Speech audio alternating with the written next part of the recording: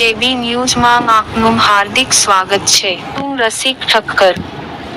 જાંબુઘોડા તાલુકામાં પ્રવેશોત્સવ તેમજ કન્યા કેળવણી મહોત્સવ યોજાયો. પનિયારા કોયલી હીરાપુર ખાતે હાલોલના ધારાસભ્ય જયેન્દ્રસિંહ પરમાર તેમજ જિલ્લા ભાજપ મહામંત્રી મયંકભાઈ દેસાઈ, જાંબુઘોડા મામલતદાર તેમજ ભાજપના મહાનુભાવો તેમજ ગામના સરપંચ તેમજ આગેવાનો હાજર રહ્યા હતા. જ્યારે દીપ પ્રાગટ્ય બાદ પંચમહાલ જિલ્લા મહામંત્રી મયંક દેસાઈ તેમજ હાલોલના ધારાસભ્ય પ્રાસંગિક પ્રવચન કરેલા હતા. જ્યારે આંગણવાડી તેમજ ધોરણ 1માં પ્રવેશ કરનાર વિદ્યાર્થીઓને દફતર તેમજ શૈક્ષણિક કીટ આપવામાં ધારાસભ્યના હસ્તે આપવામાં આવી હતી. જ્યારે પનિયારા ખાતે કોમ્પ્યુટર ક્લાસનું ઉદ્ઘાટન ધારાસભ્ય તેમજ મહામંત્રીના હસ્તે ખુલ્લું મૂકવામાં આવ્યો હતો. બાદમાં સ્કૂલના પ્રગાટનમાં વૃક્ષારોપણ કરવામાં આવ્યું હતું.